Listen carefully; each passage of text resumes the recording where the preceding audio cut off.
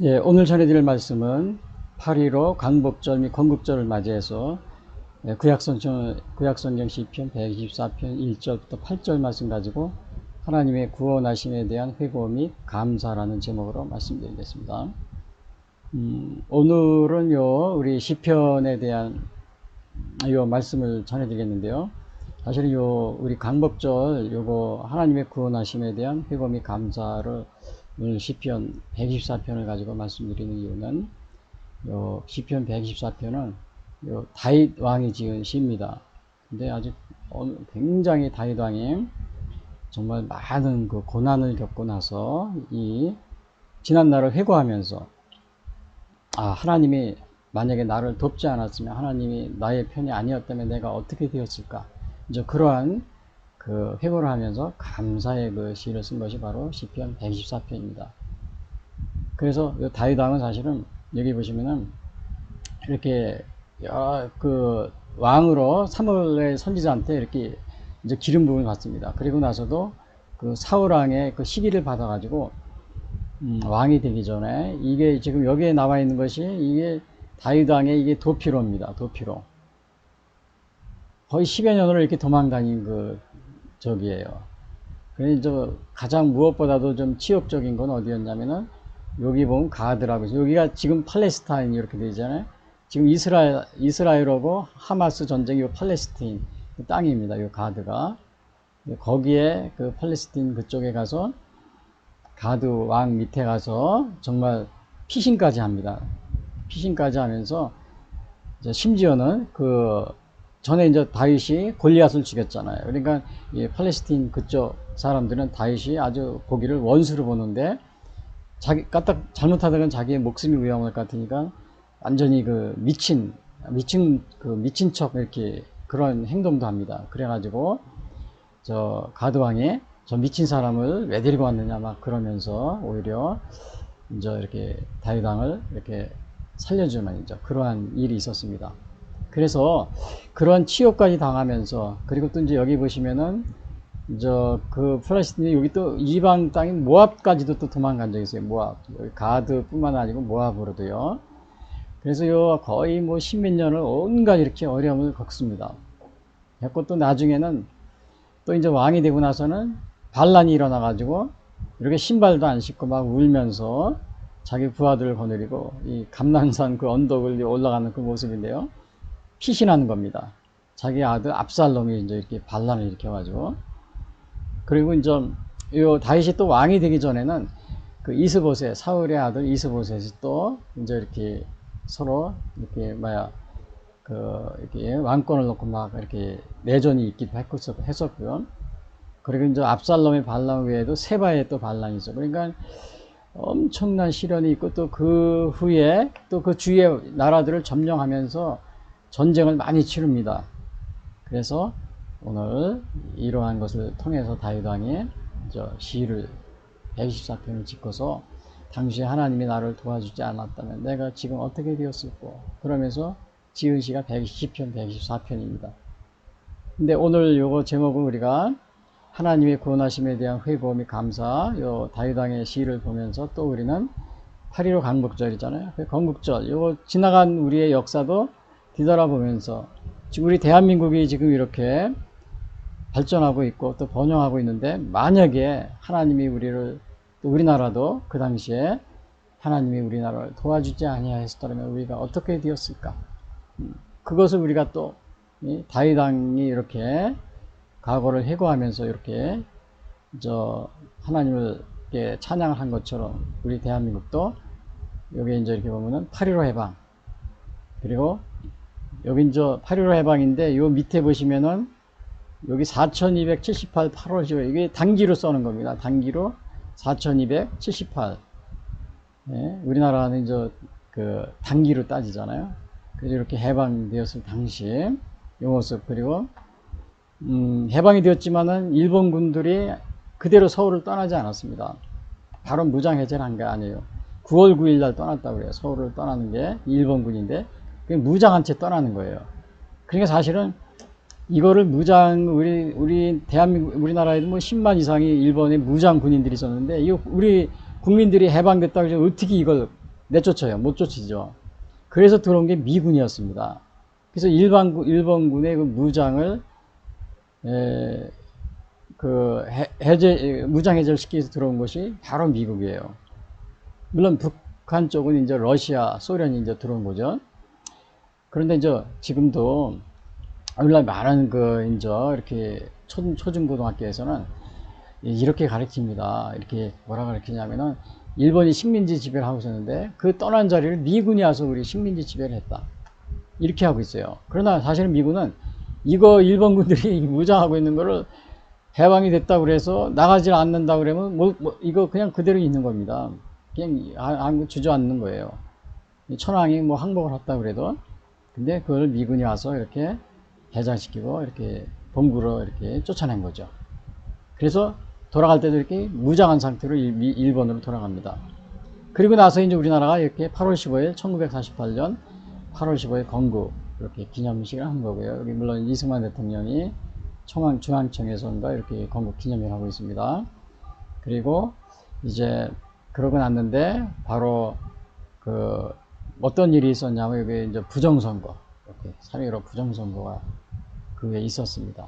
그래서 3.15 부정선거가 있었는데 여기 동아일보 신문인데요.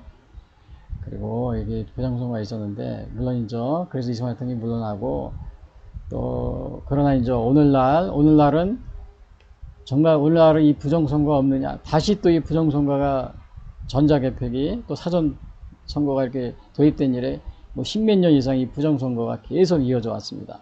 그래서 요게 보면은 우리나라 왜 여기 이제 얼마 전에 여기 보면은 이 부정선거 과거에 1910년 신문들이 뭐 사람들이 들고 일어났지만 오늘날은 부정선거를 해도 아무도 언론도 조용합니다.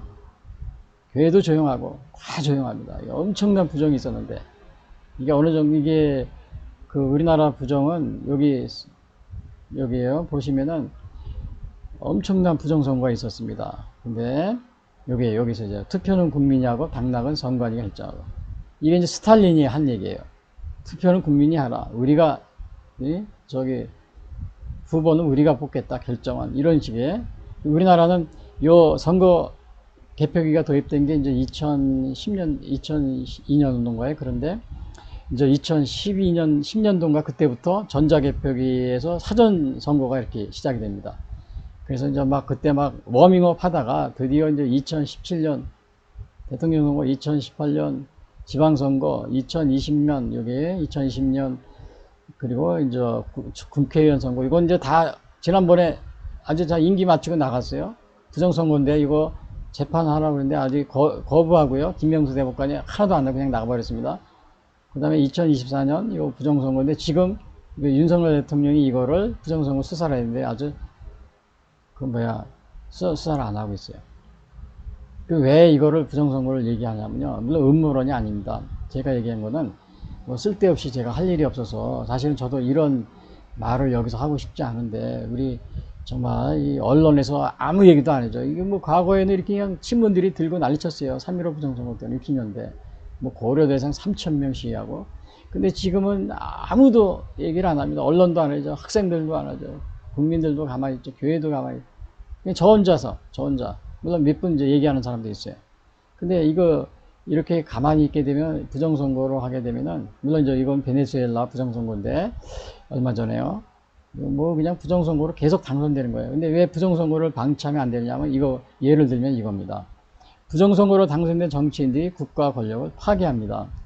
이게 뭐냐 하면은 오늘도 제가 어제도 보니까는 저 토요일날 뉴스 보니까는 야당이 독립기념관 관장을 이제 이렇게 독립기념관 관장이라고 그러나요?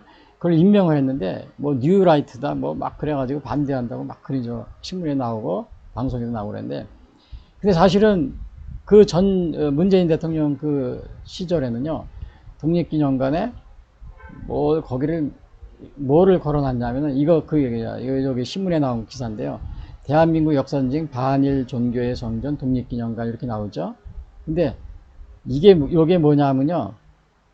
이 독립기념관에 이게 모태동 항일운동 했다 이겁니다. 모태동 독립운동 기념 저기 한 내용하고, 그 다음에 이거는 저 홍범도.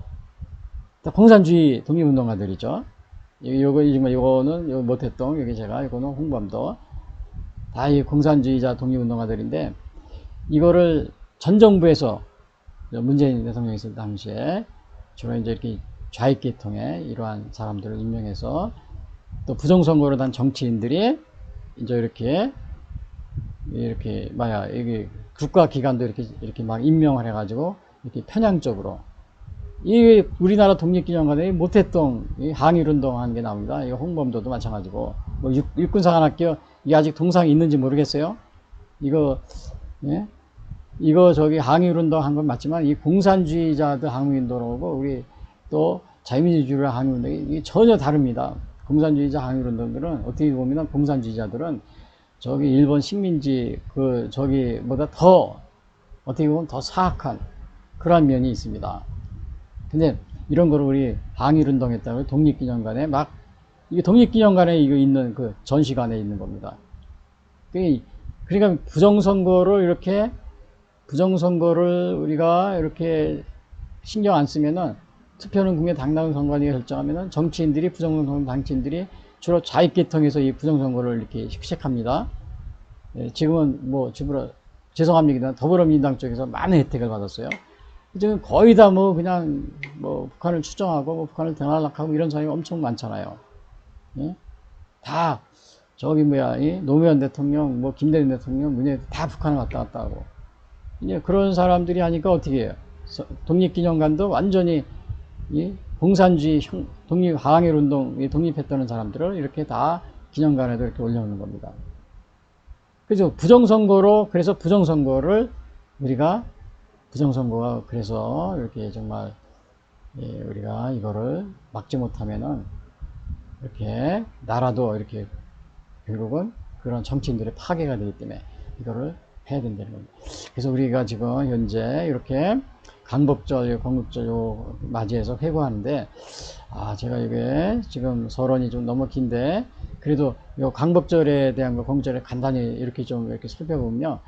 요 첫 번째 보면 1945년 8월 10일 일본으로부터 해방된 날이고, 1945년 8월 10일은 대한민국이 건국된 날이다. 근데 이제 아직도 48년 8월 10일 건국절을 안 지킨다고 막 우기고, 어제 토요일 날도 보니까 어느 뭐 광복회 회장님, 광복회 회장님은 이종찬이라고 신문에 나왔는데요. 뉴스에도. 이번에 독립기념관 관장으로 임명된 사람이 뉴라이트다. 뭐 그래가지고 자기는 참석 안 하겠다. 막 이렇게 하시는데.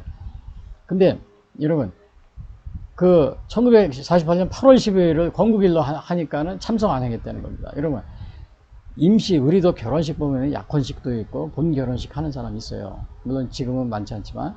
그래서 우리는 보통 약혼식하고 결혼식 둘 다 하신 분은 둘 다 기념합니다. 약혼식은 좀 이게 공식적인 거 아니니까 좀 이렇게 하고, 또 진짜 결혼한 날은 아주 성대하게 하고 이런 식으로 기념해요. 과거에는 약혼식이 있었거든요.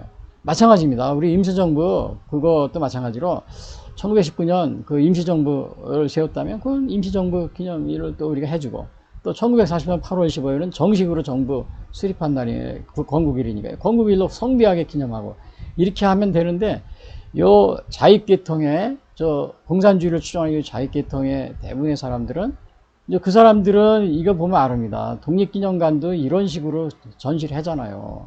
어떻게 여기다 이 모태동 독립기념관, 우리나라 독립기념관 모태동 사진, 이런 거를 또 육사에다가 그런 거를 이렇게 막 세워놓고 합니까? 뭐 홍범도는 그렇다 해도 왜 모태동은 거기다 우리나라 독립기념관에. 그러니까 원래 자익들은 이런 식으로 이렇게 이제 당선인들이 이런 식으로 하기 때문에 건국절을 죽어도 안 하려고. 왜? 이승만 대통령이 세운 거기에 전통성을 주기 싫어하기 때문에, 대한민국의 건국절. 또 북한에게 또 공산주의자들의 정통성을 주기 위해서 이제 그런 식으로 해서 1948년 8월 15일 절대 안 하겠다. 이런 식으로 이제 막 주장하면서 광복회원들 참석 못하게 하겠다. 막 이렇게 신문에 나왔는데, 뉴스에도 나오고요. 자, 그런 면이 있습니다. 그런 면이 있어요. 그 다음에 강북구 삿발도성 경기로 남쪽에는 미국, 북쪽에는 소련이 점령했다. 그 다음에 1948년 제주, 그리고 나서 4.3 사태 이거는 5.1 총선에 반대해요. 공산주의자들이 남노당들이 주동이 된 폭동에 무고한 제주도민 주민까지 희생된 사건. 이것은 제가 임의로 쓴 것이 아니고 사전에 그 우리나라 역사 사전에 나온 걸 그대로 쓴 겁니다. 그러니까 5.1 총선에 반대 제주 4.3은 공산주의자들, 남로당들이 주동이 된 폭동에 무고한 제주 시민까지 희생된 것이다. 아직도 뭐 이거를 또 막 그 기념하고 그러고 이제 막 기념사 하고 그러면서 공산주의 폭동 주동자들까지 또 기념하는 매년 5.18에 이제 기념하는 사람이 또 거기 다 몰려갑니다. 몰려가지고 제주사상을 또 그것도 막 민주화 뭐 이런 식으로 막 이제 막 승격화 시키려고 그러죠. 그래가지고 공산주의 그 폭동을 일으킨 사람까지도 다 그냥 섞어가지고 제가 이거 그렇게 하지 말라고 그럽니다. 왜냐? 일본의 야수꾼이 신사참배 여러분 매년 8월 15일 날 일본의 국회의원들 정치인들이 야수꾼이 가면 못하게 막 막죠. 이거 비난하고. 왜냐? 전범들까지 같이 이렇게 참배하니까. 우리도 똑같습니다. 제주 4.3 여기 공산주의 폭동 일으키는 사람 또 5.18도 마찬가지예요. 지금 거기에 그냥 그 정체불명의 사람들이 많이 가담하고 그랬는데 똑같이 그런 거 누군지도 모르고 같이 그냥 이렇게 참배하라는 겁니다. 그냥 무조건 하라는 거예요. 그 일본이 야수꾼이 신사 참배하는 거 뭐가 다릅니까?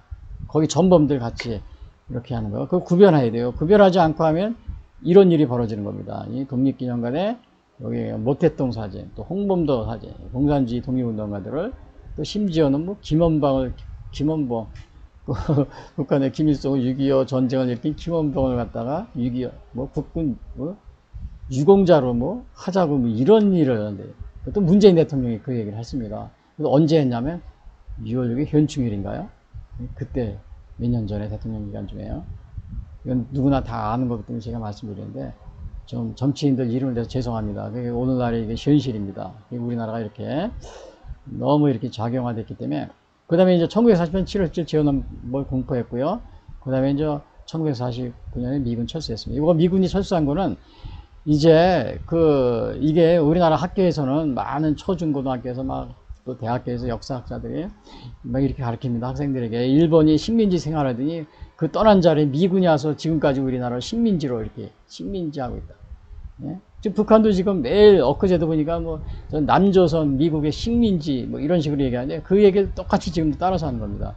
그러나 미군은 1949년에 철수했습니다. 완전히 다 무기도 갖고 철수했어요. 근데 왜 다시 온 거냐면 6.25 전쟁이 일어나니까 유엔군 오고 인솔해가지고 다시 온 겁니다. 그리고 한미 상호방위조약 최근에 지금까지 있었던 거죠. 근데 이제 우리나라 초중고 그 교학교에서는 역사 이게 되게 거의 다 좌익 역사학자들입니다. 북한에서 하는 걸 그대로 그냥 앵무새처럼 하는데 북한이 그냥 남로당 괴뢰 뭐 미군 뭐 괴뢰도당 그러니까 똑같이 그런 식으로 우리 초중고등학교 또 역사를 그런 식으로 가르칩니다. 심지어는 우리 유명한 우리 뭐 유튜브나 이런데 또 TV에서 뭐 정주를 이렇게 가르치는 유명한 역사학자들 그런 식으로 얘기해 깜짝깜짝 놀랍니다. 거기에 보면 조회수가 뭐 유튜브에 뭐 100만, 200만 그럽니다. 그런 사람이 강의하는데 다 듣고서 거기에 보면 그 밑에 댓글 보면 아유 그렇군요. 뭐 일본이 나간 자리 미군이 아직까지도 우리 식민지가 돼 있군요. 뭐 그냥 이제 알았습니다. 참 감사합니다. 이런 막 댓글을 달아놓는 게 뭐 굉장히 많습니다. 근데 사실은 미군이 철수했어요. 이거는 우리나라 그렇게 과거에 그렇게 우리나라가 뭐 유명한 나라도 아니고 그냥 가버린 겁니다. 근데 6.25 전쟁에 와서 온 거죠. 예, 근데 북한의 역사를 그대로 그냥 우리나라 역사학자들이 그대로 막 앵무새처럼 따라하고 있습니다. 그냥 우리 초중고 그냥 완전히 지금 그냥 지금의 그 사람들이 자라가지고 저 방송국 뭐 MBC, KBS, SBS 다 기자가 돼가지고 그냥 다 좌익 역사관으로서 우리나라를 북한이 얘기하는 역사관 그런 걸로다가 그냥 막 가르치고 있습니다. 막 방송하고요. 예, 기사 쓰고. 그 다음에 1948년 8월 15일 대한민국 건국이 됐고요. 그 다음에 현재 대한민국은 제2식민지 시대다. 이거 왜 식민지 시대라고 하냐? 해방이 됐는데 또다시 식민지 됐어. 왜냐하면 이 전자개표기가 사전선거가 도입돼. 물론 전자개표기는 2002년도가 미리 도입됐어요. 그러나 이제 거기에 사전선거가 도입된 건 2010년대 그때 도입됐는데 그때부터 요 선거관리위원회에서 전자개표기 사전선거 가지고 이제 워밍업을 합니다. 하다가 그 대규모로 시작한 것이 이제 본격적으로 한 것이 2017년 문재인 대통령 선거 때부터요. 그때도 부정선거가 있었어요. 제가 얘기한 거는 음모론이 아닙니다. 선거관리위원회 통계를 분석한 겁니다. 그 다음에 2018 지방선거는 대규모 여기 있었고요. 2020년 요 지방선거라는 건 뭐 도지사 무슨 뭐 이거 시장선거 이런 거 있었잖아요. 도의원 이런 거요. 그다음 2020년 4.15 총선 국회 이거 지금 임기 만료되고 끝내버렸는데 이것도 뭐 3.15 부정선거는 저리 가랍니다. 어마어마한 부정선거가 있었어요. 통계에 의하면요. 선거관리위원회. 그 2024년 4월 10일 국회 이번에 이거 수사해야 되는데 저 윤 대통령이 뭐 잘하시는 거 잘이 많이 있어요. 뭐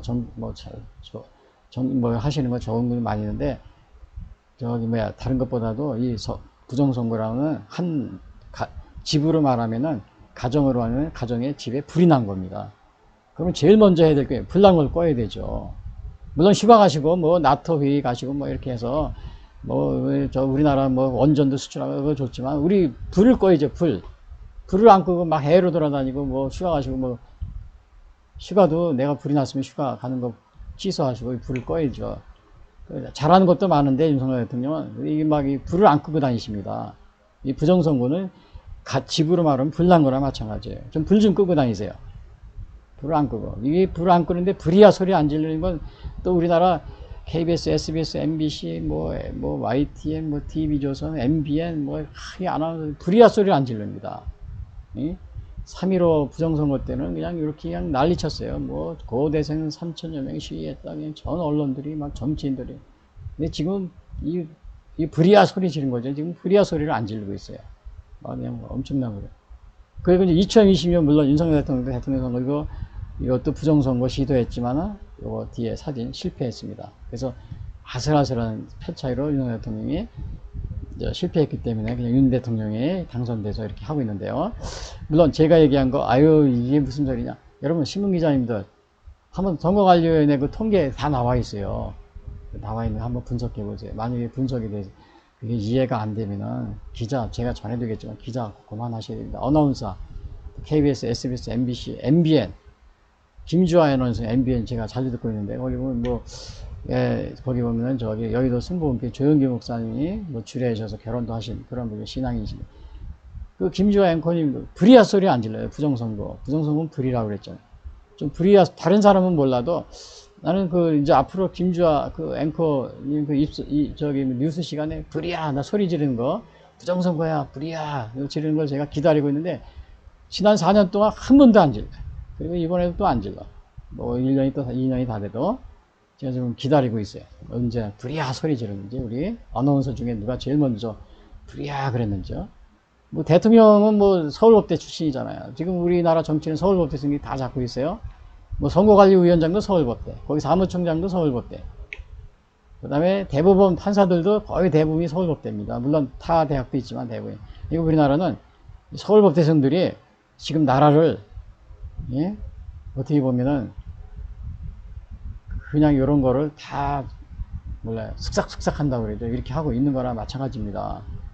육군사관학 교수님들은 좀 굿했다고 비난받으면서 했지만은 나중에 혁명이라는 평가를 받아요. 육군사 세 박정희, 전두환, 노태우 나라를 구한 혁명가라고 그래요. 물론 독재자라고 막 그러고 막 그럴 수도 있었지만 그러나 이 서울법대생들은 그 머리가 좋은 서울법대생들은 다 정치 지금 다 요직을 잡고 있는데 이거 나라에 불이 나도 불이야 소리를 안 질러요. 제일 중요한 거. 다 알고 있어요. 군인들이 알고 있으면서도 지금 이 나라가 그래서 사람들이 사기꾼이라고 해요. 사기꾼이 아니냐고 막 이렇게 비난하는 사람도 있습니다. 서울법대에서 나라를 육군사관학교에 나라를 구했어요. 세 분의 대통령. 서울법대생들 출신들 물론 다른 사법고 출신도 있지만 주류가 서울법대생이잖아요. 한번 나라를 구해보세요. 예? 나라를 구하고 사기꾼처럼 말해요. 이런 거를 다 넘어가가지고 본인들이 슥싹슥싹 하면서 좋은 자리 차지하고서 뭐 본인들만 잘 먹고 잘 살면 되지 우리만 넘기면 되지 이런 생각하면 안 됩니다. 지금 우리나라는 식민지 벌써 14년째입니다. 14년째 식민지 상태에 있어요. 그래서 오늘은